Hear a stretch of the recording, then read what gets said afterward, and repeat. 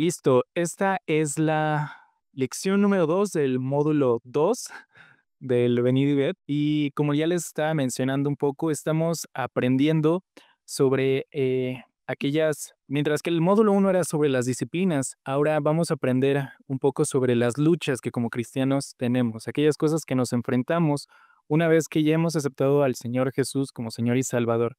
Básicamente lo que vamos a estar viendo en estos módulos es aquellas cosas con las que batallamos, que es un poco de la carne, un poco del pasado, un poco de lo que está en nosotros, que es pecado. Pablo dice que el pecado habita en mí, y en ese sentido lo entendemos como aquello con lo que estamos batallando constantemente como cristianos y que pues estamos en este proceso teológicamente correcto, sería de santificación, que es ese proceso de morir a la carne en un sentido espiritual y ser nuevas criaturas, que es a partir de que nosotros aceptamos a Cristo Jesús como Señor y Salvador y ir corrigiendo aquellas conductas que glorifican y enaltecen al Señor. Entonces, como ya es costumbre en nuestra clase, vamos a llenar la primera parte, lo que se corresponde al subtítulo de la lección y lo que corresponde al resumen. Y vamos a escribir mi yo o Cristo como subtítulo de la lección. Mi yo o Cristo. Ahora, como notarán en su cuadernillo,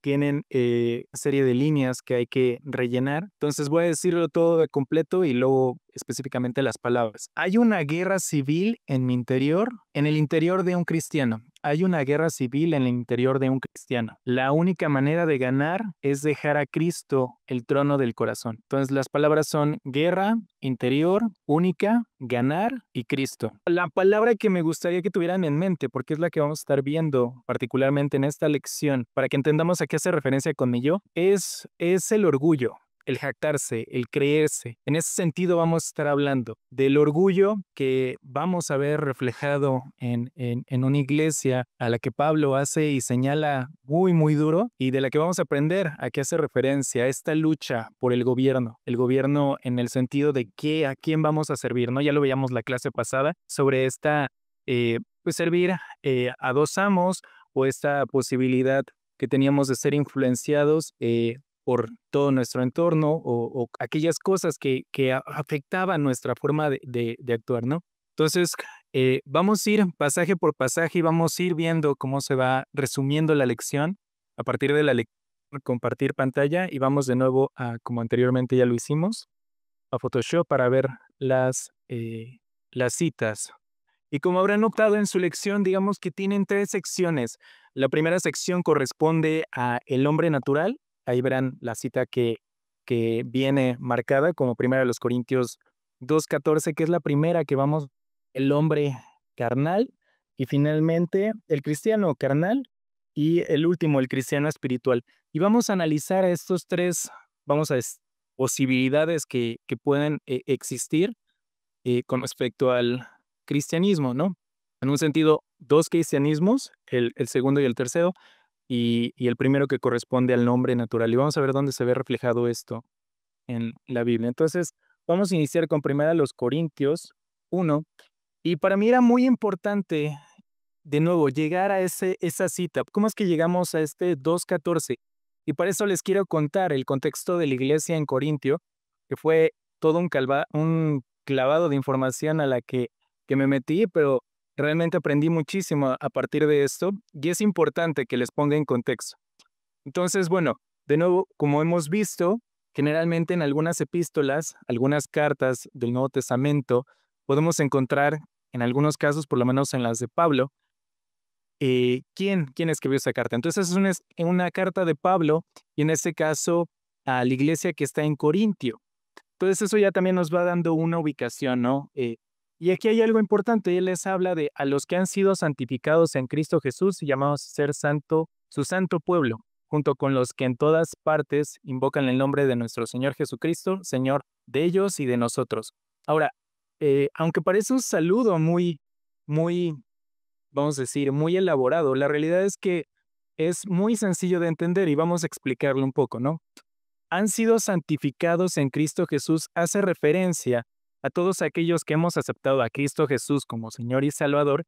Y entonces, cuando resulta que todos vamos a pasar por un juicio en ese sentido, eh, Dios ve a través de nosotros la sangre de Cristo, ve el sacrificio de Cristo y entonces somos, en ese sentir, somos santos, vistos como santos, porque ve Dios en nosotros a Jesús y eso le agrada. Entonces, en ese sentido, han sido santificados en Cristo Jesús. Hace referencia a eso, al sacrificio que ha hecho Cristo Jesús y nosotros hemos aceptado. Incluso lo dice más abajo, ¿no? Junto con todos los que en todas partes invocan el nombre del Señor Jesucristo. En ese sentido, nosotros sabemos que cuando aceptamos a Jesús como Señor y Salvador, pues hacemos esa oración de fe, aceptándolo como Señor y Salvador. Y a esto hace referencia. Entonces, esta es una carta que hace referencia a todos los que hemos creído, ¿no? Hacia la iglesia que estaba en Corintio. Incluso aquí, tal cual lo menciona, iglesia en Corintio. Pero aunque pareciera que esto podría ser algo, eh, digamos, una carta en amor fraternal, en ánimo, en entusiasmo, no, lo que vemos al desarrollar la carta, y lo podemos ver incluso en los primeros capítulos, es una carta disciplinaria. Ese es el contexto de esta carta.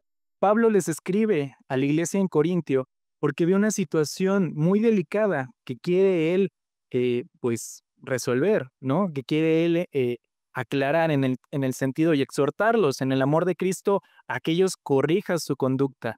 Y entonces vemos, como ya les decía, podemos nosotros guiarnos con cierto cuidado de los subtítulos que podemos encontrar. Y aquí vemos la primera situación que encontramos en la iglesia en Corintio. Divisiones en la iglesia. Ahora, me voy a saltar un poco esta parte, digo, lo podemos leer, pero es parte del saludo que él menciona. Y como naturalmente encontramos, pues también hay algunos mensajes, como podríamos encontrar en alguna carta particular, saludos, por así decirlo, o incluso al final también de la carta encontramos esos saludos. Pero quiero poner en contexto lo que vemos en Primera de los Corintios para llegar a ese versículo que es el que nos explica y para entender por qué Pablo llega a ese punto, ¿no? Entonces vamos a leer desde el versículo 10 del capítulo 1 y vamos a llegar poco a poco hasta llegar a nuestra cita que corresponde y eso nos va a dar claridad. Solamente, como se habrán percatado en la lección, vamos a ver primero los Corintios 14 y 15 y también en el caso del capítulo 3, el 1 al 4 y Gálatas 2:20. Por eso me permite esta parte de explicarles todo el contexto para que entendamos particularmente qué era lo que quería Pablo en ese sentido de exhortación en el Señor. Entonces vamos a leer desde el versículo 10. Les suplico, hermanos, en el nombre de nuestro Señor Jesucristo, que todos vivan en armonía y que no haya divisiones entre ustedes, sino que se mantengan unidos en un mismo pensar, en un mismo propósito. Digo esto, hermanos míos, porque algunos de la familia de Chloe me han informado que hay rivalidades entre ustedes. Entonces Pablo estaba informado de lo que estaba pasando en la iglesia en Corintio. Versículo 12. Me refiero a que unos dicen, yo sigo a Pablo, otros afirman, yo sigo a Apolos, otros, yo a Cefas y otros, yo a Cristo. Ahora, esto puede empezarnos a parecer de cierta manera difícil de entender. ¿A qué hace referencia con yo sigo a Pablo, yo sigo a Apolos, yo sigo a Cefas, yo sigo a Cristo? Bueno, hay que entender a quién hace referencia, quién es cada uno, ¿no? Pablo tenemos claridad perfectamente quién es, ¿no? El mismo que escribe esta carta. Ahora, yo Apolos. Bueno, este personaje lo encontramos en el libro de Hechos, en el capítulo 18, 24. Ese no lo tengo aquí escaneado para compartírselos en la pantalla, pero si me acompañan a Hechos 18, Hechos capítulo 18, versículo 24 al 28. Y vamos a ver quién es Apolos. Dice, versículo 28, por aquel entonces llegó a Éfeso un judío llamado Apolos, natural de Alejandría. Era un hombre ilustrado y convincente en el uso de las escrituras. Había sido instruido en el camino del Señor y con gran fervor hablaba y enseñaba con la mayor exactitud acerca de Jesús, aunque conocía solo el bautismo de Juan. Comenzó a hablar valientemente en la sinagoga. Al oír Priscila y Aquila, lo tomaron a su cargo y le explicaron con mayor precisión el camino de Dios. Como Apolos quería pasar a Acaya, los hermanos lo animaron y le escribieron a los discípulos de allá para que lo recibiera. Cuando llegó, ayudó mucho a quienes por la gracia habían creído, pues refutaba vigorosamente en público a los judíos, demostrando por las escrituras que Jesús era el Mesías. Entonces, básicamente podríamos concluir que Apolo era un predicador. Vemos aquí incluso de dónde es, de Alejandría, ahí nació, y que cuando lo escucharon, en este caso particularmente Priscila y Aquila, lo toman para discipular y lo mandan a predicar en ese sentido. Sabemos más, estudiando más a detalle, que Apolo, después del ministerio que tuvo Pablo en Corintio, él tomó el ministerio. Él estaba dirigiendo, por así decirlo, la iglesia ahí. Entonces, hace referencia a esto, Pablo, de que algunos dicen, yo soy de Pablo, yo sigo a este maestro, a Pablo, yo sigo a Apolos, a este otro maestro, yo sigo a Cefas. Y bueno, Cefas es la manera me parece que es se me fue el nombre, en arameo, para decir Pedro. Entonces era como decir, yo a Pedro, yo sigo a Pedro, en otro sentido particular, ¿no? Y otros decían, pues ni a Pedro, ni a Apolos, ni a Pablo, yo sigo a Cristo, ¿no? Pero ¿esto qué significaba? Justamente lo que veíamos en el título, divisiones en la iglesia, ¿no? Y aquí, justamente esto es lo que empieza a generarle conflicto, porque estaban diciendo a Pablo que en Corintio estaban existiendo rivalidades, que estaban habiendo divisiones entre ustedes. Eso le habían informado, vemos en el versículo 11. Entonces, en ese contexto, Pablo escribe exhortándolos a que no existan. ¿Y cómo es que sabemos eso? Bueno, el versículo 13 nos dice, ¿cómo? ¿Está dividido Cristo? ¿Acaso Pablo fue crucificado por ustedes? ¿O acaso yo soy al que tienen que seguir? Es básicamente lo que está diciendo. ¿O es que fueron bautizados en el nombre de Pablo? O sea, por mí fueron bautizados, yo fui o sea, en mí está el valor de la salvación. Y dice, gracias a Dios que no bauticé a ninguno de ustedes, excepto a Crispo. Aquí vemos que incluso conoce a los hermanos en Corintio, y pues menciona incluso algunas personas de ahí, ¿no? Continuamos ahora de este lado. Cayo, de modo que nadie puede decir que fue bautizado en mi nombre. En ese sentido hace referencia a que no es por él, en ese sentido, que fueron bautizados. O sea, en él no está el peso. ¿Y cómo es que entendemos esto? Bueno, seguimos leyendo. Bueno, también bauticé a la familia de Estefanas. Fuera de estos, no recuerdo haber bautizado a ninguno otro. Pues Cristo no me envió a bautizar, sino a predicar el Evangelio, y eso sin discursos de sabiduría humana, para que la cruz de Cristo no perdiera su eficacia. Aquí vemos el verdadero valor de Pablo, la mayor importancia que él tenía. Lo envió a predicar el Evangelio. Ese sentido era lo que le importaba. En el caso de aquí puede generar la duda del bautismo, de a qué hace referencia. Bueno, porque para él lo más importante era que fueran salvos. Eso era lo que tenía importancia. Lo que él quería que ellos aprendieran de él y conocieran fuera el Evangelio, la salvación. Más allá de cualquier otra cosa, era el Evangelio, ¿no? Y esto incluso nos denota algo que vamos a estar viendo particularmente en esta lección. Esto sin discursos de sabiduría humana, o sea, esto no es conocimiento humano. Esto fue por obra del Espíritu Santo utilizando a Pablo, ¿no? Para que justamente lo que Cristo hizo en la cruz no perdiera importancia, no perdiera ese impacto, ¿no? Ahí aquí elegí un color muy oscuro. No perdiera su eficacia, la importancia que tenía. Y entonces en ese contexto vemos la situación que está ahí en Corintio y cómo Pablo ahora va a hablar sobre el tema de la sabiduría, que en este sentido de la clase vamos a entender que hace referencia a ese orgullo que se estaba presentando. Se estaban jactando, se estaban enorgulleciendo de que yo soy de Pablo, yo soy de Cefas, de Pedro, yo soy de Apolos, no, yo soy de Cristo, en ese sentido incluso más orgulloso, ¿no? Y no, Pablo está diciendo, no hagan divisiones, lo importante es el Evangelio, lo importante es lo que hizo Cristo Jesús en la cruz. Y eso es lo que tenemos que poner de importancia, ¿no? Entonces continúa. Me explico, el mensaje de la cruz es una locura para los que se pierden. En cambio, para los que se salvan, es decir, para nosotros este mensaje es el poder de Dios.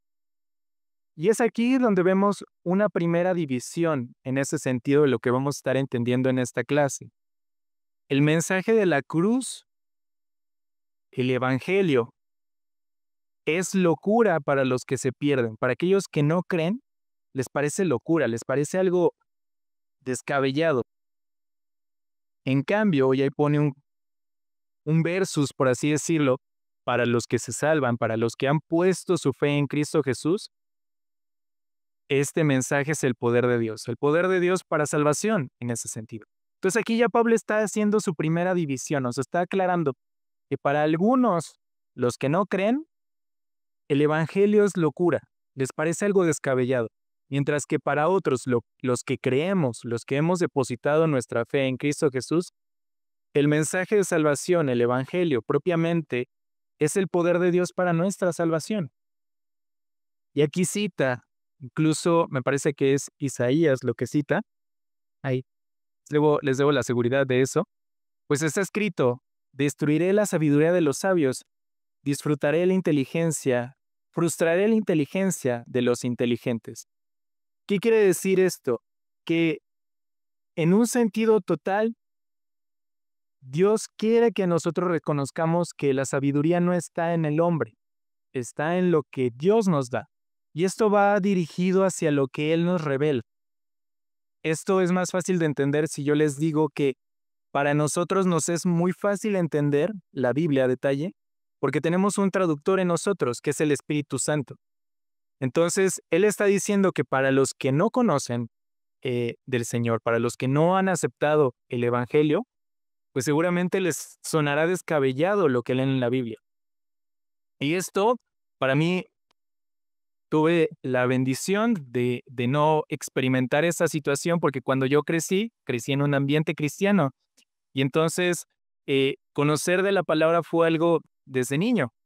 Pero, por ejemplo, mi mamá, que ella conoció el Evangelio cuando unos meses antes de casarse, ella describe su vida en ese sentido de intentar leer antes de conocer antes de conocer al Señor Jesús como Señor y Salvador, y leer la Biblia y no entender.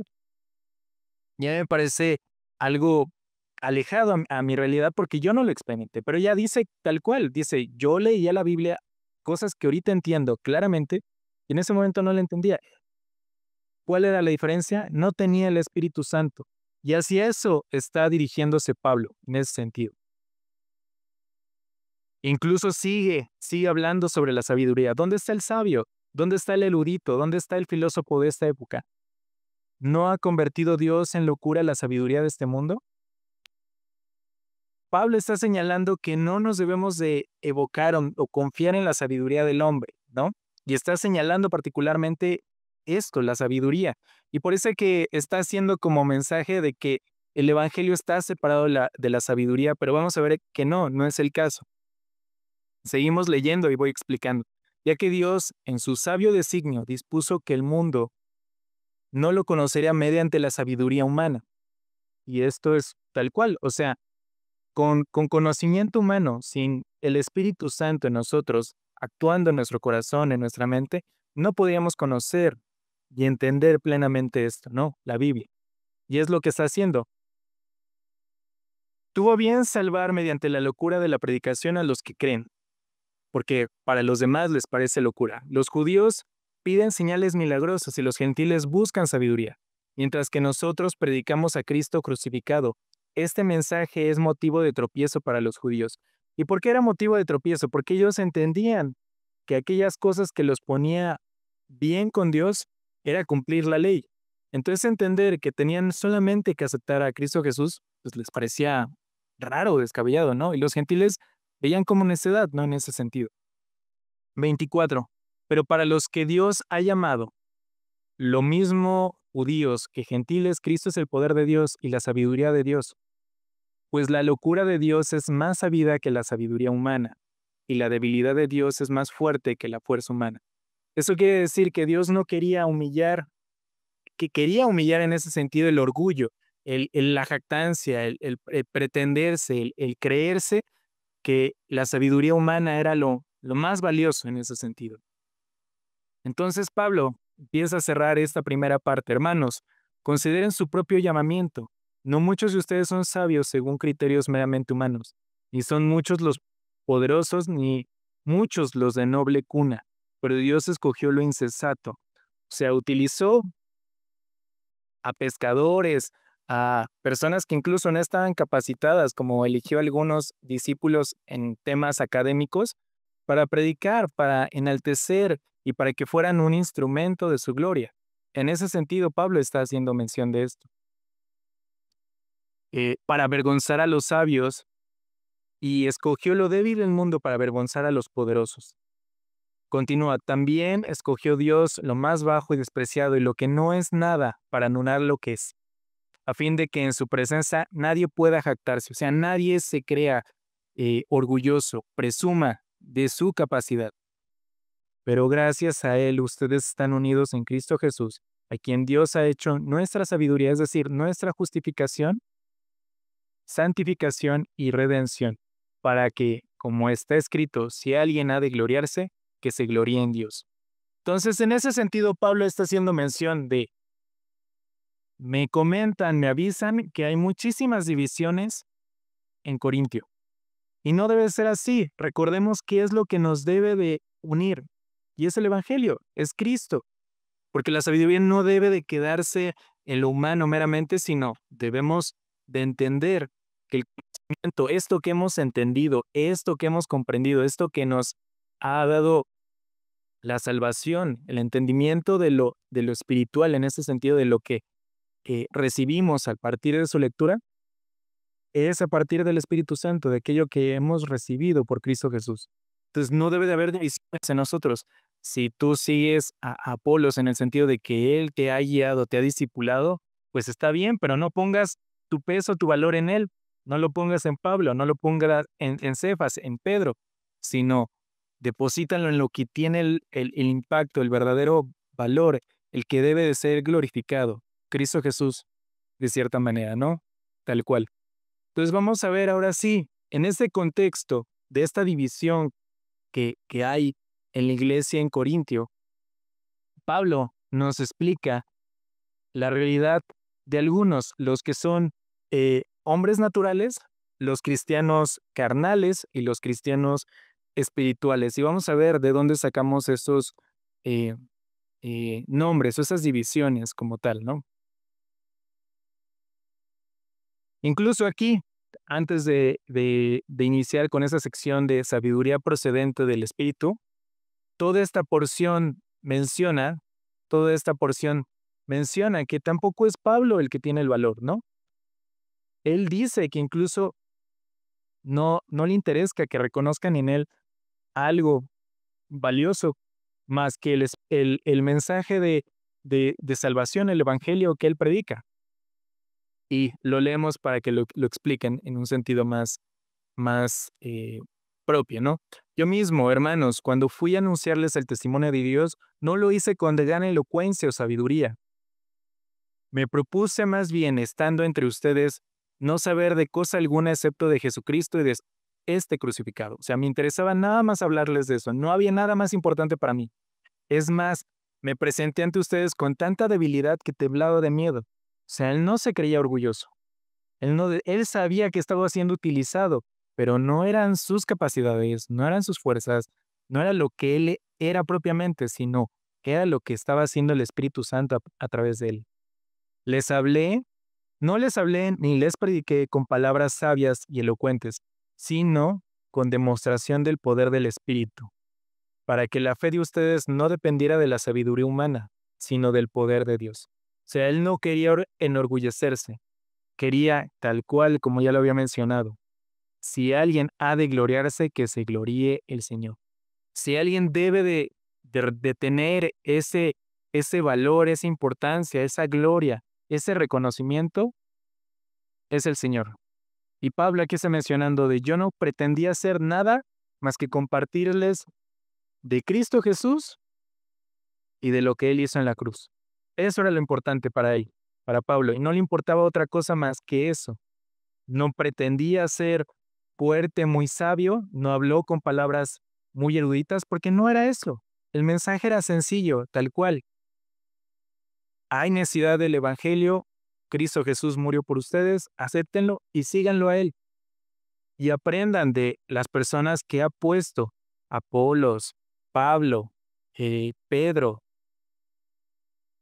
para seguir creciendo en el espíritu. Entonces, en este contexto, Pablo ya empieza a hacer esta división y hasta ahorita ha señalado mucho la sabiduría humana, pero no es que esté en contra de la sabiduría y que el evangelio esté en contra de la sabiduría, porque a partir de aquí nos hace entender a qué es lo que el valor de la sabiduría en ese sentido, ¿no?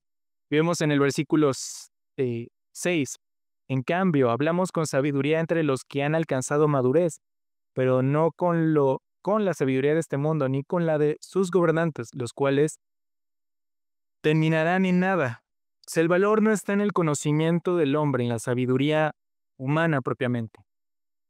Más bien exponemos el misterio de la sabiduría de Dios, una sabiduría que ha estado escondida y que Dios había destinado para nuestra gloria desde la eternidad. Y aquí quiero hacer un paréntesis, particularmente en el versículo 7 de esta parte, porque algunos teólogos comentan o explican, digo esto no hay forma tal cual de que podamos decir así tal cual fue, son de las cosas que podemos entender como misterio, que dada el conocimiento absoluto que tiene Dios, esto lo podemos concluir de varias cosas, y sabiendo del pecado y de la condición que tiene el hombre, Dios define un plan, el plan de redención, el plan de salvación de la humanidad. Manda a su hijo lo ejecuta yendo a la cruz. Y quien culmina, quien hace ese proceso en el corazón de cada uno de nosotros es el Espíritu Santo. Entonces vemos a la Trinidad trabajando. Desde en este sentido lo vemos aquí tal cual como lo dice. Una sabiduría que está escondida y que Dios había destinado para nuestra gloria desde la eternidad. Gloria en el sentido de salvación, para que nosotros pudiéramos entender aquello que vemos en la palabra, que fue revelado en el momento adecuado, revelado a partir de la muerte de Cristo Jesús, por la llegada del Espíritu Santo. Antes no lo podríamos entender. Antes estaba resguardado, digamos, estaba escondido, como lo dice. ¿Cómo vemos esto? Pues los vemos incluso en los discípulos, en los 12 apóstoles. Vemos esta parte de no entender todo lo que Jesús les decía. Incluso vemos a Jesús en varias ocasiones diciéndoles: tanto tiempo he estado con ustedes y aún no entienden, y aún no lo comprenden, porque faltaba esa parte, el Espíritu Santo dándoles el completo panorama, ¿no? Y faltaba que Cristo Jesús hubiera cumplido su misión, que era morir en la cruz. Entonces, en ese sentido, vemos a Pablo diciendo: ya nosotros hemos recibido esa revelación. ¿Cuál es la revelación? Pues su mensaje, su plan, su salvación, que vemos reflejado en lo que Él hizo en la cruz. Ahorita lo entendemos nosotros a partir de la lectura de la Biblia. Y Pablo les está explicando: ustedes ya conocen esto y se los ha revelado el Espíritu Santo. Entonces, sigo compartiendo y seguimos leyendo, ya nos estamos acercando al punto de nuestra clase. Continúa con el 8. Ninguno de los gobernantes de este mundo la entendió, porque de haberla entendido no habrían crucificado al Señor de la gloria.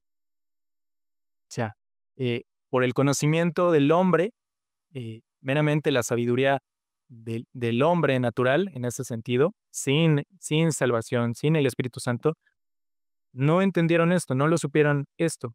Si lo hubieran sabido, pues no hubieran hecho lo que sucedió en la cruz, ¿no? Y continúa: sin embargo, como está escrito, ningún ojo ha visto, ningún oído ha escuchado, ninguna mente humana ha concebido lo que Dios ha preparado para quienes lo aman. Y esa es una de las cosas que podemos entender como misterios. No conocemos a detalle, más allá de lo que tenemos en la Biblia, de qué es lo que nos espera, más que sabemos que tenemos un lugar que Jesús ha preparado para nosotros. Podemos tener más o menos una idea, pero ningún hombre lo ha visto, ningún oído ha escuchado de aquello que Dios ha preparado para quienes lo aman. Aquel regalo de salvación, la vida eterna, ¿de cómo va a ser? Nadie lo conoce. Nadie lo ha escuchado, nadie lo ha visto. Lo que tenemos es propiamente lo que Dios en su soberanía, en su amor, quiso que supiéramos. Nada más. Y en ese sentido dice Pablo esto, y continuamos. Ahora bien, Dios nos ha revelado esto por medio de su Espíritu, el Espíritu Santo, pues el Espíritu lo examina todo hasta las profundidades de Dios. O sea, el Espíritu Santo conoce, tiene el conocimiento de Dios. En efecto, ¿quién conoce los pensamientos del ser humano sino su propio Espíritu que está en él? Asimismo, nadie conoce los pensamientos de Dios sino el Espíritu de Dios. Entonces, el Espíritu de Dios, el Espíritu Santo, conoce los pensamientos de Dios porque es Dios mismo en ese sentido. Y ahora sí, ya nos estamos acercando. Nosotros no hemos recibido el Espíritu del mundo, sino el Espíritu que procede de Dios, para que entendamos lo que por su gracia Él nos ha concedido. Y aquí es donde empezamos a entender el gran impacto que tiene esta cita, particularmente para lo que queremos hoy aprender. El Espíritu Santo que habita en nosotros nos ha dado el entendimiento, nos ha dado eh, ese regalo de la posibilidad de entender, de que comprendamos lo que entendemos en su palabra. Esto es precisamente de lo que hablamos, no con las palabras que enseña la sabiduría humana, sino con la que enseña el Espíritu, de modo que expresamos verdades espirituales en términos espirituales. Por eso es que para algunos que no conocen del Evangelio, que no son creyentes, que no han sido salvados, porque no han tomado esa decisión, lo que nosotros hacemos les parece locura. Incluso Pablo lo decía en unos versículos anteriores que leímos. Porque esto es espiritual, es conocimiento espiritual, es dado por el Espíritu Santo, es revelado, es mostrado para nosotros por tenerlo en nosotros, porque tenemos el Espíritu Santo. Y ahora sí, el versículo que al que vamos a ver en la lección. El que no tiene el Espíritu no acepta lo que procede del Espíritu de Dios, pues para él es locura. Vemos aquí la primera persona. El que no tiene el Espíritu no acepta lo que procede del Espíritu de Dios, pues para él es locura. No puede entenderlo porque hay que discernirlo espiritualmente. Necesita el Espíritu Santo para entenderlo a detalle, ¿no? Entonces, con este contexto, vamos a llenar nuestra primera porción de el hombre natural. Y como verán en su lección hay varias líneas que hay que rellenar. Igual aquí, si algo no me expliqué, si hubo o hizo falta que algo explicara, también me pueden decir. Y vemos que esa corresponde a 1 Corintios 2:14. Ahí es donde vemos al hombre natural, aquel que no ha recibido el Espíritu Santo. Vemos ahí una silla, ahí vamos a poner la palabra yo sobre la silla, tal cual. Igual incluso puedo compartir pantalla. Bueno, pero es que no lo tengo así. Bueno, sí. Ahí vamos a poner dentro del circulito en la silla, vamos a poner el yo. Y viene la primera frase. El Espíritu Santo no lo habita. No tiene el Espíritu Santo. Abajo dice, Cristo es solo un concepto religioso.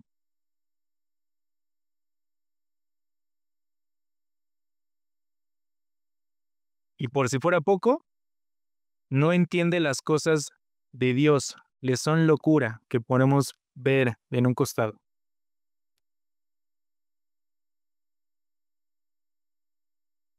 Entonces, el hombre natural es el hombre que no tiene el Espíritu Santo, que no ha recibido el Espíritu Santo en su interior, que se guía por el orgullo, que él es el que está en el trono, el yo soy el que importa, yo soy el que me interesa, actúa por sus propios impulsos.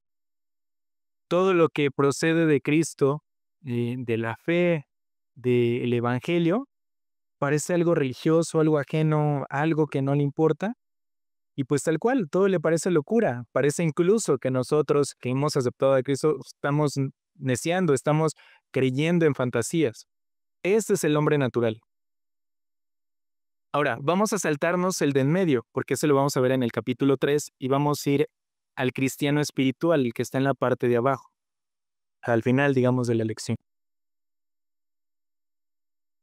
Ese cristiano espiritual tiene el yo crucificado en la cruz y ahorita lo vamos a leer por qué. Entonces vamos a poner yo, la palabra yo, en la cruz que está ahí abajito en el circulito. Y vamos a poner la C de Cristo en el trono, en la silla. Tiene a Cristo en el trono de su corazón. Ahora, para rellenar las frases. Este es el cristiano que no solo tiene el Espíritu Santo, sino que el Espíritu Santo lo llena.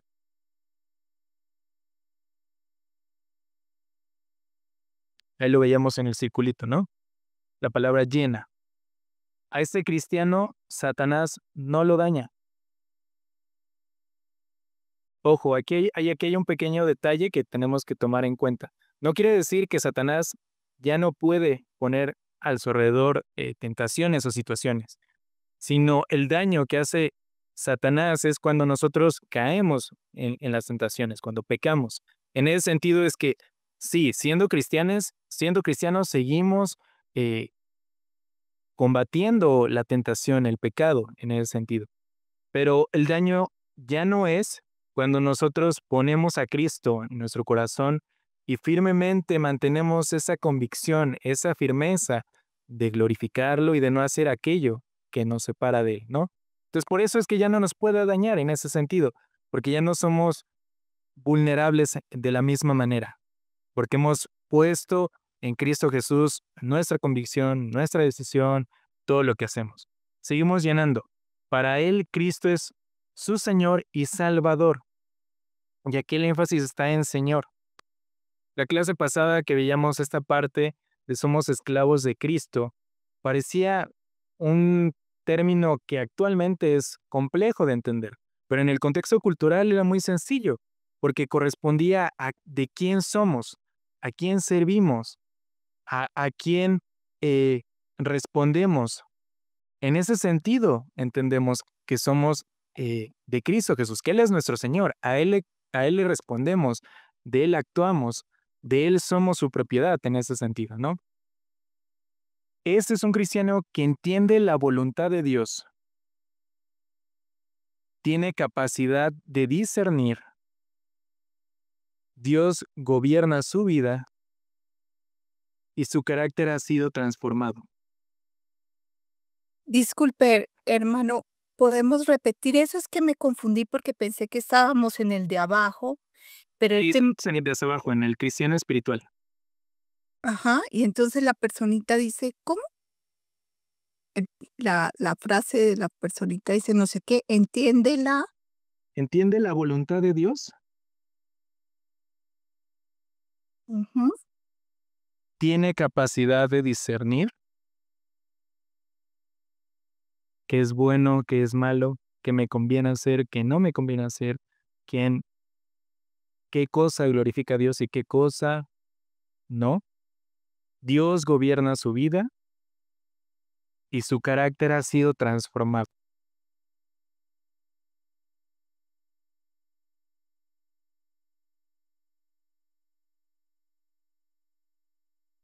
Una pregunta más, de si la primera parte de Satanás, rayita, lo daña, ¿ahí qué era? Satanás no lo daña, Gracias. de nada. Ahora sí, nos saltamos el de en medio porque si ven ahí al lado del nombre de cristiano carnal, ese corresponde al capítulo 3. Entonces vamos a seguir con la lectura para ver a qué hace referencia y vamos a leer también el 15, que no lo leímos, del capítulo número 2, que corresponde al cristiano espiritual. Entonces, siguiendo con la lectura, en este caso del 15,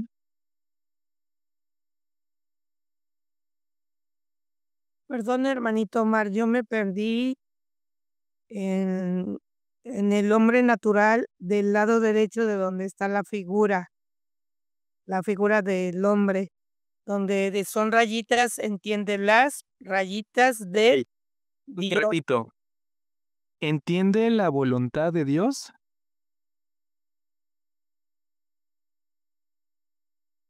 ¿Tiene capacidad de discernir?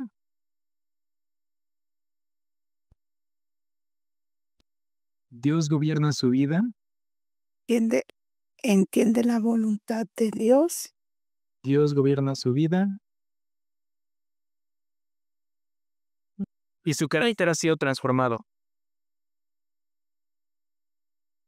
¿Sí? Si no lo repito. Que- Es que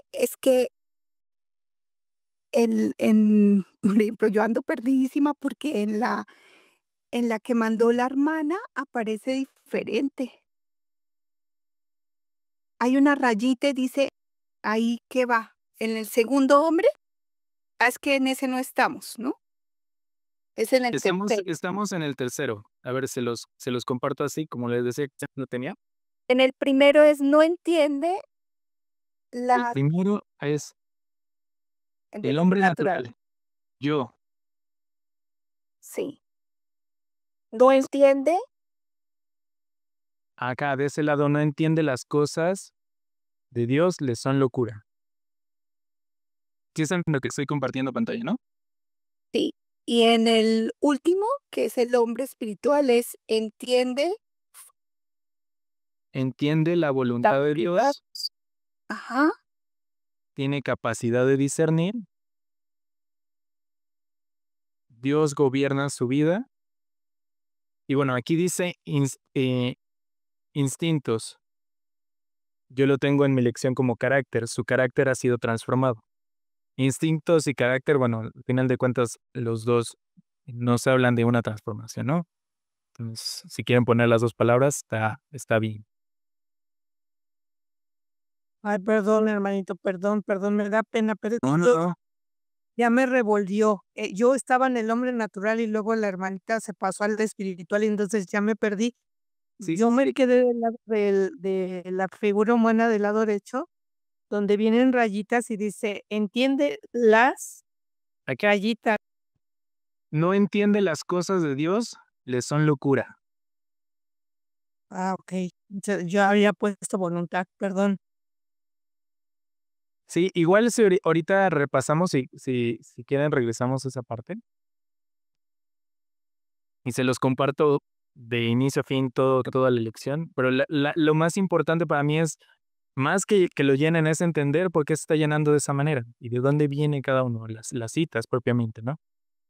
Entonces, si quieren, ahorita regresamos a esa parte. Si hay alguna duda al respecto de cómo llenarlo, ahorita lo llenamos y les muestro el 1, 2 y 3, o sea, los tres hombres, el natural, el cristiano carnal y el cristiano espiritual, y lo llenamos bien y despacio. Pero vamos ahorita a continuar con los versículos, que es lo que más me importa enseñarles, que es la Biblia propiamente, y terminamos de llenar la lección. Entonces, vuelvo a compartir pantalla, nada más, ¿no? Veíamos que el versículo 14, el que no entiende el Espíritu, que es el hombre natural, aquel que no ha recibido no ha aceptado el Evangelio y no tiene el Espíritu Santo en su corazón, no acepta lo que procede del Espíritu de Dios, pues para él es locura. No puede entenderlo porque hay que discernirlo espiritualmente. Necesita ese traductor, ese intérprete, que es el Espíritu Santo. Y ahora sí, el versículo 15, que corresponde al último, al cristiano espiritual. En cambio, el que es espiritual lo juzga todo. ¿En qué sentido de que lo juzga todo? En el sentido de que toma una decisión de que aquello es bueno y que aquello es malo. Aunque él mismo no está sujeto al juicio de nadie, porque quien ha concebido la mente del Señor para que pudiera instruirlo. Esta segunda parte, lo que podríamos decir como el 15b, hace referencia a que no hay nadie que lo pueda juzgar en un sentido en términos espirituales, porque solamente los que conocemos del Evangelio, del conocimiento, podríamos tener aquel conocimiento. Entonces, no es juzgado por nadie en ese sentido, en el sentido espiritual, en términos espirituales, porque nadie ha conocido la mente del Señor para que pueda instruirlo, para que pueda guiarlo. O sea, nadie puede tomarse esa atribución de decir de lo que está haciendo es bueno y malo, más que en términos bíblicos, aquel solamente que ha recibido el Evangelio. No sé si me expliqué en esa parte. Porque ahí fue una parte en la que estuve buscando comentarios y la manera de explicarlo. Igual díganme si no lo expliqué, lo puedo volver a explicar de alguna otra manera. Si no, seguimos. ¿Sí en lo ese- puedo volver a explicar, por favor? Vale, que no hay problema.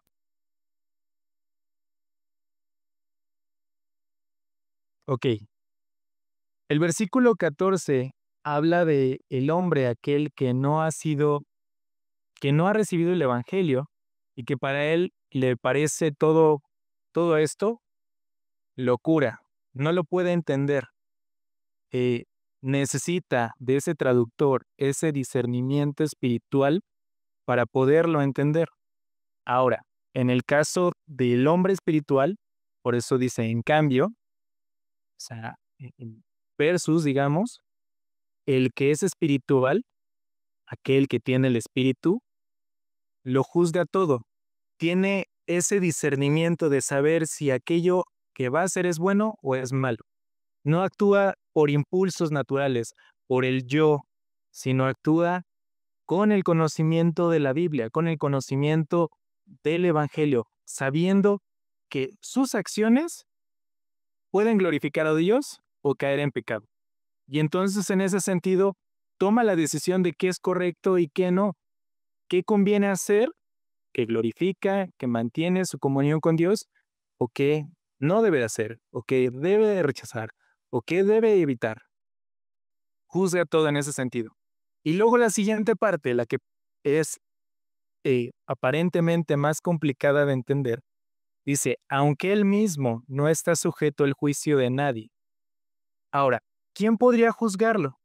Pues solamente una persona que conoce, que está en la misma posición me refiero a espiritual, aquella que conoce la mente del Señor. ¿De dónde saco esto? Bueno, de lo que dice aquí abajo. ¿Quién ha conocido la mente del Señor? ¿Quién ha conocido la mente del Señor para que pueda instruirlo? O sea, ¿quién tiene el conocimiento del Señor para que pueda decir eso es bueno y eso es mal? Pero la realidad es que nadie, o sea, en este sentido nadie. Nosotros tenemos su revelación, pero no conocemos todo en absoluto. Hay misterios todavía, ¿no? En ese sentido. Cosas que han sido o van a ser reveladas hasta que Dios lo designe. Esa parte la podemos entender de la porción que veíamos aquí abajo, ¿no? Ningún ojo ha visto, ningún oído ha escuchado, ninguna mente humana ha concebido lo que Dios ha preparado para quienes lo aman. Hay misterios, incluso aquí lo mencionaba. El misterio de la sabiduría de Dios. Hay cosas que no conocemos, pero todo lo que debemos de conocer, todo lo que debemos de saber, está mostrado, está revelado en su palabra. De Génesis a Apocalipsis está todo lo que nos es importante en la soberanía de Dios, lo que necesitamos conocer. Y en ese sentido nadie puede juzgarlo, porque nadie tiene la mente del Señor. Ok, vamos a ver ahora el versículo número del 1 al 4 del capítulo 3, que corresponde ahora sí al de en medio. Y ahorita llenamos el cuadernillo y corregimos y rayonamos si nos equivocamos. Y si nos confundimos, ahorita aclaramos. Comparto pantalla y seguimos ahorita en 1 Corintios, ahora versículo del 1 al 4. Aquí algo pasó. Listo.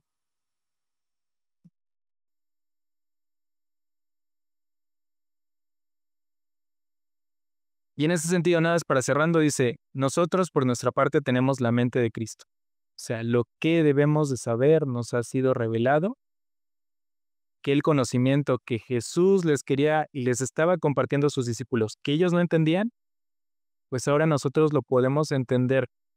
Porque tenemos el panorama completo, la historia completa, de principio a fin, de Génesis a Apocalipsis, y podemos ver aquel plan que se fue anunciando desde las profecías en el Antiguo Testamento que señalaban a Jesús, la llegada de Jesús, el cumplimiento de la llegada del Mesías, el Salvador, la muerte en la cruz, la resurrección, que venció la muerte, y entonces tenemos todo el panorama, todo lo que explica, lo que Jesús discipuló a los apóstoles, lo podemos entender, porque tenemos el Espíritu Santo que nos ayuda a comprender esto, ¿no? Entonces, a eso hace referencia a esta última parte. Y ahora la vamos a leer del 1 al 4.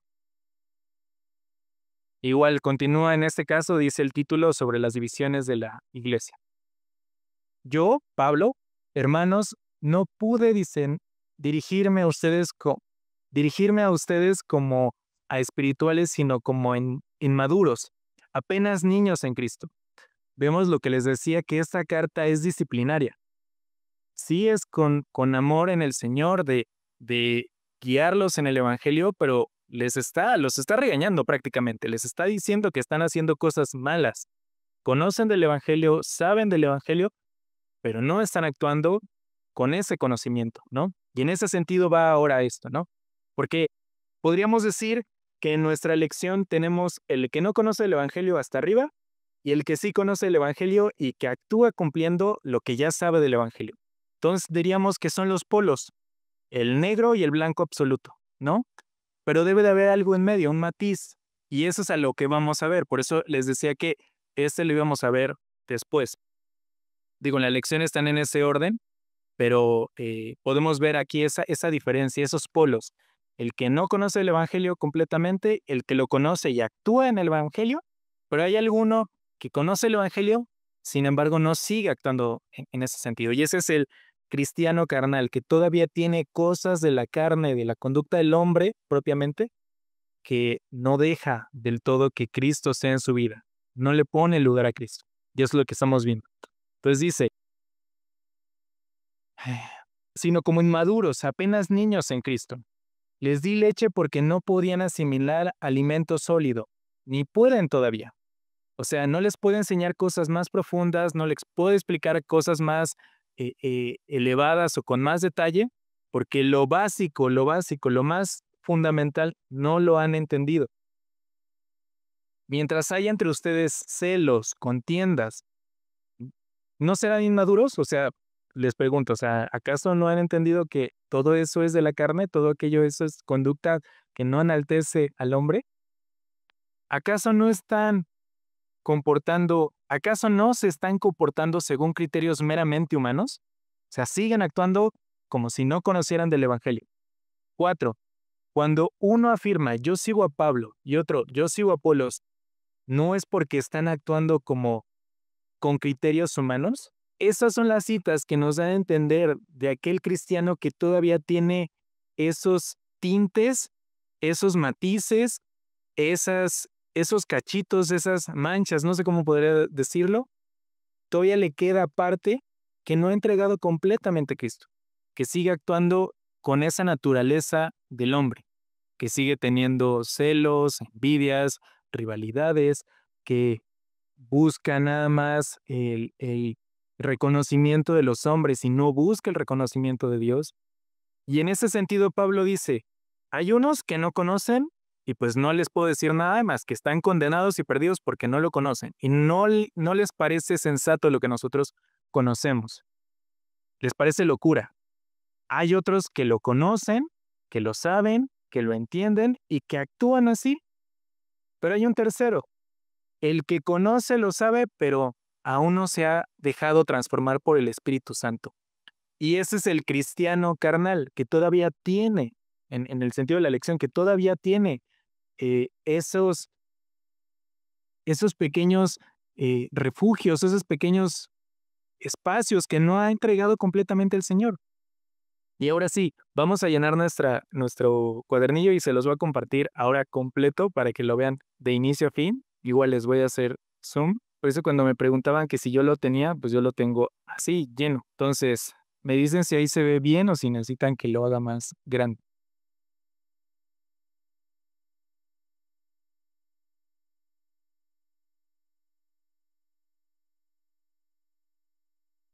Eso habla más en el sentido de que Satanás todavía puede influir, todavía lo puede atacar. Incluso el circulito se ve un poco abollado, impactado por aquellas cosas que Satanás, el enemigo, nos pone para caer, para equivocarnos. Y aunque conoce del Evangelio, quien está en la silla, en el trono, es yo. O sea, lo que me importa es lo que yo hago. Sí, la iglesia, sí, la fe, sí, la oración, sí, la lectura de la Biblia, pero yo primero, yo hago esto. O eso sí quiero hacerlo, en ese sentido va, ¿no? El Espíritu Santo lo habita, pero no lo llena. Cristo solo es su Salvador. O sea, Cristo me salvó y punto. Pero no está esa diferencia de que es mi Señor y de que a Él le respondo. De Él soy. Él me gobierna en ese sentido, ¿no? Solamente me salvó. Eso es lo que le importa del Evangelio. Eso es lo que conoce el Evangelio. No entiende la voluntad de Dios porque no le interesa. No le importa dejar que Dios actúe haciendo su voluntad en su vida. No crece. Aquí Pablo les dice, les tengo que decir cosas, les he tenido que dar leche, alimento básico. No les he podido dar cosas más valiosas, más pesadas en ese sentido de alimento. Entonces no crece, es inmaduro, se sigue guiando por sus emociones, por sus sentimientos y los instintos lo manejan. O sea, sigue actuando por instinto, por lo que a él le es más valioso. Por eso es orgullosa en ese sentido. Por eso el yo estoy en el trono. Vamos a ver la última cita, que también es muy interesante, y vamos a hacer la lección marca una pequeña evaluación, autoevaluación personal para evaluarnos. Por eso hay un termómetro ahí que marca la lección para nosotros evaluarnos en qué punto estamos. Somos, en el caso de hombres naturales, pues no, todos somos salvos. Quiero pensar que todos hemos aceptado al Señor Jesús como Señor y Salvador. O si estamos entre los dos, en el cristiano carnal, que hay cosas que todavía no entregamos al Señor por completo en nuestra vida. O si estamos cumpliendo fielmente, glorificarlo, enaltecerlo, hacer todo aquello que Él espera de nosotros y somos unos cristianos espirituales en el sentido de la lección, ¿no? Entonces vamos a Gálatas 20, 2:20 y de nuevo comparto pantalla y luego pasamos a esa evaluación con una pequeña tabla que aquí encontramos. Listo. Esta igual es carta de Pablo ahora a la iglesia que está en Galacia. Eso lo vemos en el versículo 1 de primera, en Gálatas 1:1. Ahí vemos esa mención, que esto no lo tengo aquí escaneado, pero se los leo rápido. Dice, Pablo, apóstol, no por investidura ni por mediación humana, sino por Jesucristo y por Dios Padre, que lo levantó entre los muertos, y a todos los hermanos que están conmigo a la iglesia de Galacia. Pues sabemos que esto es una iglesia, igual hermanos, una carta de doctrinal. Y aquí vemos el título que ya nos da una idea de lo que estaba pasando en ese sentido, ¿no? Pablo se opone a Pedro. Vamos a leer esta porción desde el versículo 11 hasta llegar a lo que nos corresponde, que es el versículo 20, y entender el contexto. Podríamos leerlo desde el 17, pero nada más quiero que pues entiendan de lo que estaba pasando, ¿no? Pero desde aquí podríamos entender perfectamente lo que Pablo nos quiere enseñar, ¿no? Dice, y lo leo rápido. Pues bien, cuando Pedro fue a Antioquía, le eché en cara su comportamiento condenable. Antes que llegara algunos de parte de Jacobo, Pedro solía comer con los gentiles. Pero cuando aquellos llegaron, comenzó a retraerse y a separarse de los gentiles por temor a los partidarios de la circuncisión. Entonces, los demás judíos se unieron a Pedro en su hipocresía, y hasta el mismo Bernabé se dejó arrastrar por esa conducta hipócrita. Cuando vi que no actuaba rectamente como corresponde a la integridad del Evangelio, le dije a Pedro, delante de todos, si tú que eres judío vives como si no lo fueras, ¿por qué obligas a los gentiles a practicar el judaísmo? Nosotros no somos judíos de nacimiento y no pecadores paganos. Sin embargo, al reconocer que nadie es justificado por las obras que demanda la ley, sino por la fe en Jesucristo, también nosotros hemos puesto nuestra fe en Jesucristo, en Cristo Jesús, para ser justificados por la fe en Él y no por las obras de la ley, porque por estas nadie será justificado. Y voy a explicar esto. Recordemos que dentro del contexto judío había ciertos alimentos que no debían de consumir. Entre esos, por ejemplo, el cerdo, ¿no? Había ciertos alimentos que eran impuros para el pueblo judío. Y en ese sentido había algunos creyentes que habían aceptado el Evangelio, pero que seguían trayendo aquellas conductas, digamos, del judaísmo, aquellas cosas que la ley prohibía. Pero justamente cuando Jesús menciona que no es por el cumplimiento de la ley, sino es por la fe depositada en Cristo Jesús, pues esas cosas cambian en ese sentido. Por eso es que el cristiano no te prohíbe nada. Sabemos que hay cosas que no nos convienen. Y si nosotros nos volviéramos legalistas, diríamos, pues no vayas a fiestas, no bailes, no consumas alcohol, no salgas con ciertos amigos, etc, etc, etc, etc. Como cristianos tenemos nosotros el discernimiento y sabemos lo que es bueno, qué amistades son buenas, qué conductas son buenas, qué cosas podemos hacer y no afectan nuestra comunión, nuestra permanencia en el sentido de mantenernos puros delante de Dios, no habiendo pecado, no cayendo en tentaciones. Y entonces podemos nosotros tener esa decisión en ese sentido. Y aquí lo que estaba pasando es que Pablo se da cuenta que Pedro está actuando como si justamente se tratara de cumplir la ley. Y aquí le dice directamente, tal cual se lo dice de frente, ahora sí, tal cual, ¿no? Nosotros somos judíos de nacimiento, o sea, eso no es la discusión. Pablo y Pedro eran judíos en ese sentido. Sin embargo, me voy al versículo 16. Al reconocer que nadie es justificado, nadie es salvado por las obras que demanda la ley. O sea, la salvación no es por obras, no es por nuestros actos. Cualquiera que de nosotros que intentara cumplir con todo lo que estipula la ley, no iba a poder ser salvo. No hay nadie. Dice la Biblia, no hay ni justo ninguno. Nadie puede cumplir con la ley. Y dice, hemos entendido que la justificación no es por obras. Continúo en la segunda parte del 16. También nosotros hemos puesto nuestra fe en Cristo Jesús. Siendo judíos de nacimiento, han depositado su fe en Cristo Jesús para ser justificados por la fe en Él y no por las obras de la ley, porque por esta nadie será justificado. Entonces, en ese sentido, el mismo Pablo exhorta y le dice, no hagas que los demás se vayan y se equivoquen, porque aquí, con esa conducta que estaba teniendo Pedro, los demás estaban siguiendo. Y entonces, en ese sentido, Pablo está exhortando, animando a corregir su conducta a Pedro. Y ahora sí, leemos el 17. En ese contexto, vemos todo lo que se desarrolla a continuación y qué es lo que particularmente para la clase nos interesa ver. Ahora bien, les decía que desde el 17 podíamos nosotros entender el versículo, pero les quería contar eso. Ahora bien, cuando buscamos ser justificados por Cristo, se hace evidente que nosotros mismos somos pecadores. O sea, nosotros aceptamos el Evangelio porque reconocemos que necesitamos esa salvación en Cristo. ¿Quiere esto decir que Cristo será el servidor del pecado? De ninguna manera. Si uno vuelve a edificar lo que antes había destruido, se hace transgresor. Igual y ahorita si quieren lo explico. Yo, por mi parte, mediante la ley he muerto a la ley a fin de vivir para Dios. He sido crucificado con Cristo y ya no vivo yo, sino que Cristo vive en mí. Lo que ahora vivo en el cuerpo, lo vivo por la fe en el Hijo de Dios, quien me amó y dio su vida por mí. Ahora, parece complejo, pero vamos paso a paso, vamos a ir explicando, ¿no? Primera parte, versículo 17. Ahora bien, cuando buscamos ser justificados por Cristo, se hace evidente que nosotros mismos somos pecadores. Necesitamos de la salvación en Cristo Jesús porque justamente somos pecadores. Entonces entendemos que somos pecadores, por eso necesitamos de esa salvación. Y aquí Pablo hace una pregunta de esas preguntas que él mismo se contesta para que no quede duda y que no se interprete otra cosa.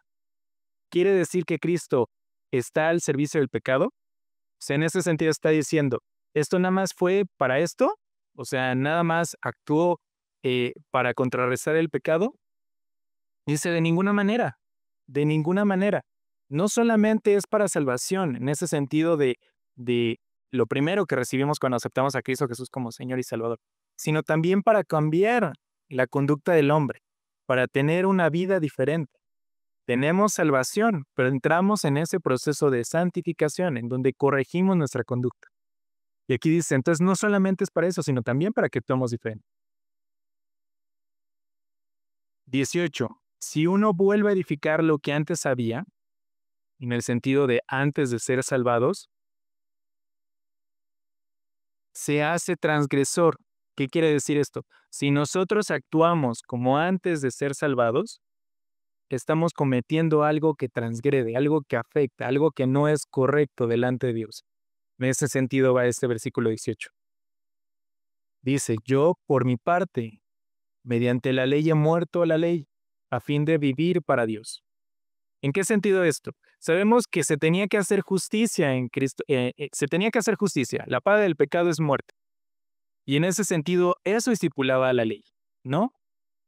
Pero una vez que Cristo Jesús muere en la cruz, se cumple, se paga esa condena total, ¿no? Entonces, por mi parte, mediante la ley, he muerto a la ley. En ese sentido va esto, a fin de vivir para Dios. Se ha entendido que con el cumplimiento de la ley, por Cristo Jesús, ya no es la ley la que gobierna, la que define eso, sino es lo que hizo Cristo Jesús en la cruz, ¿no? Y lo continúa explicando ahora en el 20, que es lo que nos interesa para esa lección. He sido crucificado con Cristo. ¿En qué sentido va? ¿En qué he muerto yo a la carne? He dejado ahí, en ese sentido de todo aquello que no glorificaba, que no enaltecía, lo he llevado a la cruz y he muerto en ese sentido. Ya no actuaré, como he dicho, ya no haré aquello que podría ser transgresor. Y ya no vivo yo, sino Cristo vive en mí. Entonces, quien vive en mí, quien gobierna mi vida es Cristo Jesús. Lo que ahora vivo en el Espíritu lo vivo por la fe en el Hijo de Dios, quien me amó y dio su vida por mí. Y bueno, aquí hay una afirmación de lo que acaba de decir. No sé si aquí aclaré cada uno de los versículos para llegar a entender el versículo 20. ¿Sí? Todo Ok. Vamos a la última parte.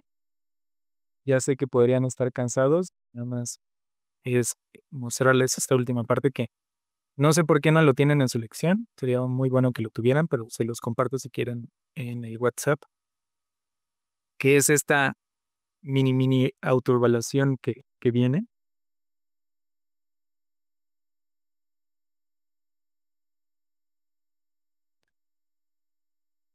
Y ya con eso habríamos terminado por el día de hoy. Listo, bueno. Aquí vemos los tres, vamos a decirle, tipos: el hombre natural, el cristiano carnal y el cristiano espiritual. Y las evaluaciones van en ese sentido, en el sentido horizontal, en el sentido espiritual, en las enseñanzas del Evangelio, en cuanto a su novedad en la vida, su motivación, las relaciones humanas, en cuanto a la membresía en la iglesia, o sea, la asistencia a la iglesia, en cuanto al discipulado, en cuanto al uso de su lengua, su aportación y su persuasión. Entonces, de entrada podemos decir que en el caso del hombre natural, nosotros lo podemos tachar, porque habiendo entendido la lección es aquel que no ha aceptado el Evangelio. Eso no nos corresponde.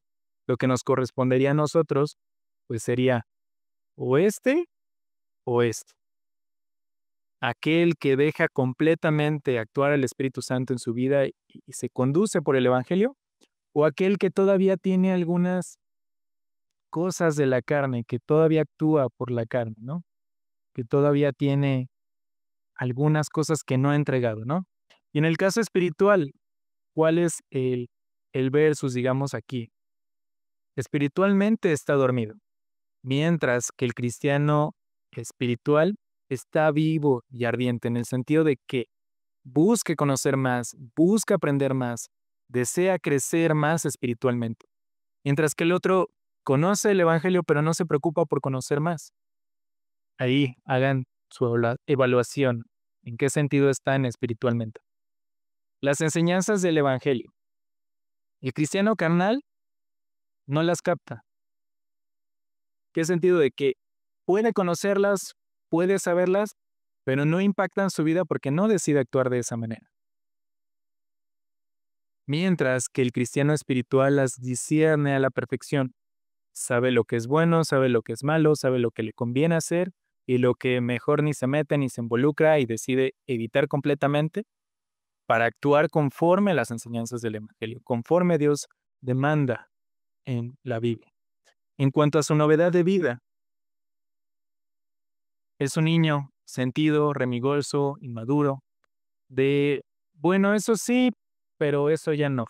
Esto sí te lo entrego, Dios, pero esto yo lo controlo, o yo lo decido, o poquito, o lo mido. Mientras que el cristiano espiritual ha alcanzado la madurez. Tanto desea aprender más del Señor, tiene más interés de conocerlo, como en ese sentido ha aprendido que tiene ahora que dar fruto, que tiene que corresponder, que tiene que servir. Ahora, con respecto a su motivación,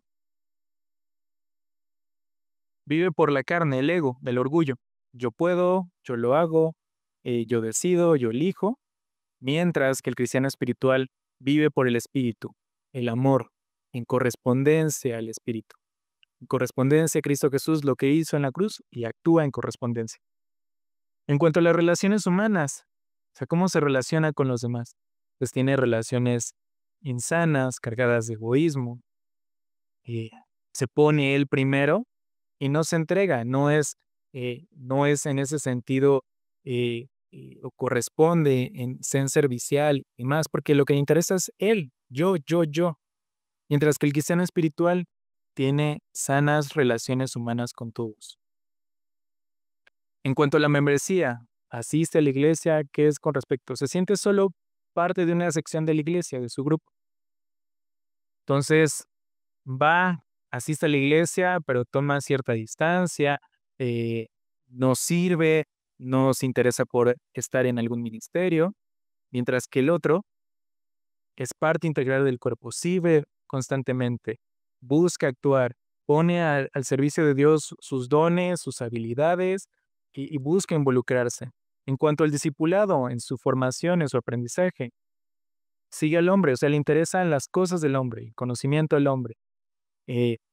Aquellas cosas que son influenciadas completamente por el hombre, el conocimiento del hombre, mientras que el otro sigue a Jesús, busca aprender más de él. En cuanto al uso de la lengua, lo controla la mayor parte del tiempo, mientras que el otro analiza con sabiduría lo bueno y lo promueve. O sea, busca que de lo que él emane sea valioso y sea significativo.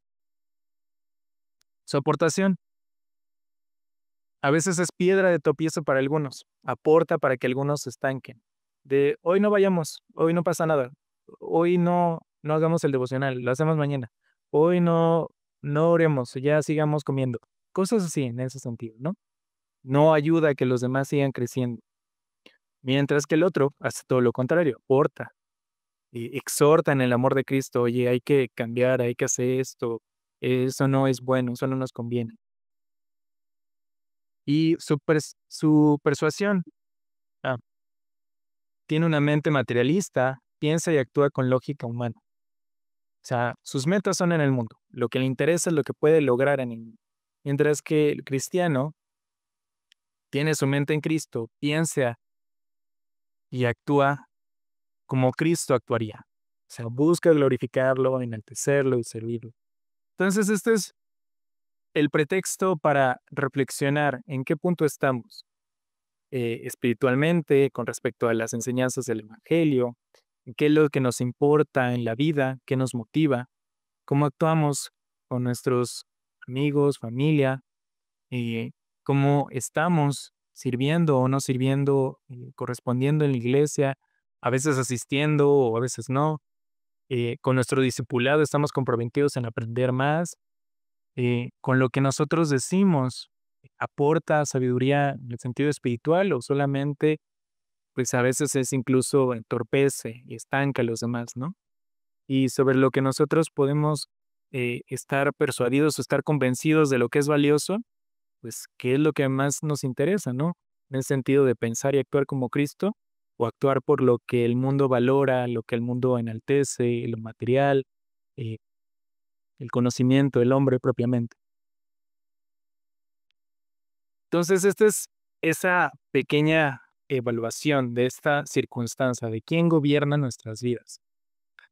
No estamos nosotros, eso quiero yo estar completamente tranquilo de que no correspondemos a un hombre natural, porque hemos aceptado a Cristo Jesús como Señor y Salvador. Pero, pues hay todavía la posibilidad de que haya todavía algunos restos de ese hombre que no hemos dejado, en ese sentido de género humano, de pecado, que no hemos dejado y que no hemos entregado a que Dios sea soberano, ¿no? Reconocemos a Dios como Salvador, pero también lo reconocemos como Señor en nuestras vidas, a quien le servimos, a quien le correspondemos y de quien tenemos que buscar su gloria y enaltecerlo, de quien vamos a buscar que siempre sea reconocido en nuestra vida, que la gente sepa que somos cristianos, que actuamos de una manera diferente. Ese es el desafío como tal de esta lección. Darnos cuenta quién está gobernando nuestra vida y a quién le permitimos ese lugar. Quién está en el trono de nuestro corazón, como veíamos en los dibujitos, de una manera muy, muy tal vez caricaturesca, pero la realidad, o sea, quién está ahí, a quién dejamos gobernar. Entonces, en este momento, pues nada más con hacer una oración estaríamos terminando. Voy a pausar la grabación y si hay preguntas